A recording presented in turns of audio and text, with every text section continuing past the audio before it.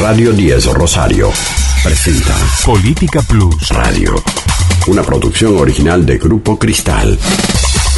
3 minutos con un protagonista exclusivo.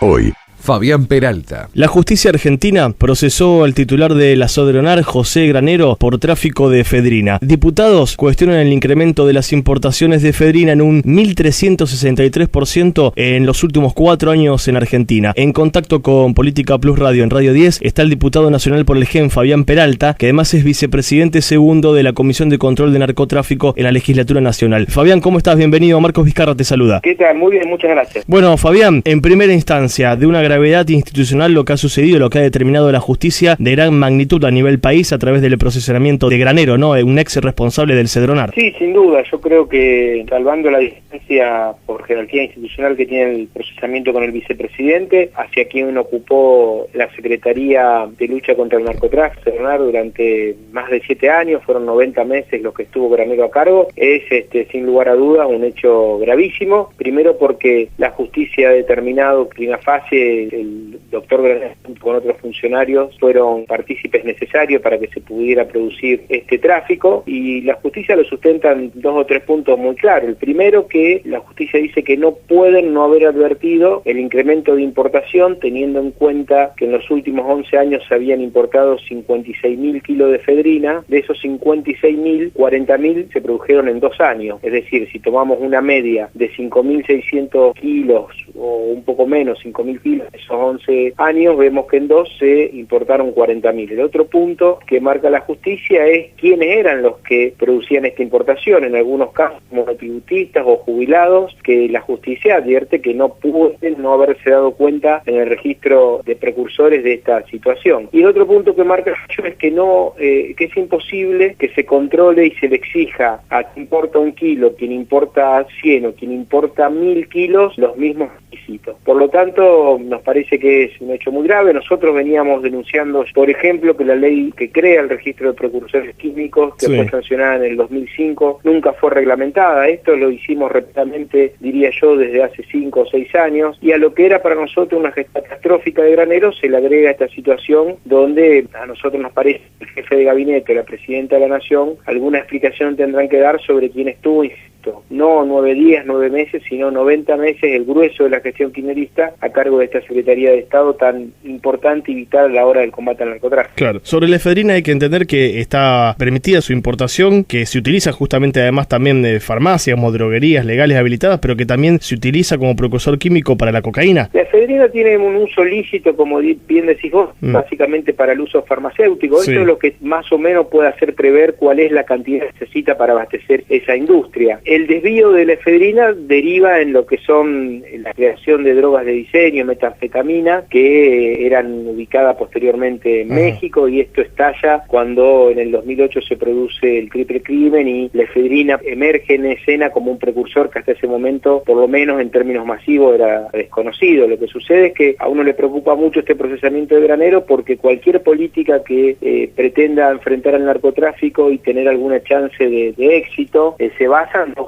pilares. Uno es el lavado de dinero y el otro es una correcta fiscalización de precursores químicos o un estado de alerta para detectar cuando estos precursores se desvían y a partir de ese desvío proceder toda una investigación para desbaratar una red. Acá no solo no se controlaba, sino que, como bien lo dice el fallo, prácticamente uno no puede alegar que no se hubieran dado cuenta de semejante incremento, y de hecho después del caso del triple crimen, el control que ya dejó de tenerlo específicamente la Cedronar y lo pasó a tener, además de la Cedronar, el ANMAT y el Ministerio de Seguridad, los niveles volvieron a los índices razonables, y el propio Granero me supo decir a mí en una entrevista que habían secado la plaza de efedrina, lo que yo le contesté que el problema no era que la secaran, sino que el problema era porque se había inundado, y esto es lo que él no podía explicar, y bueno, ahora uno no tiene menos que relacionarlo con el fallo. Aquí en Rosario hubo incluso un caso muy famoso, el de Segovia, denominado el rey de la efedrina. Sí, claro, Segovia fue sin duda el caso más grosero, además por la ostentación que hizo, y donde también uno se plantea cómo es posible posible que la AFIP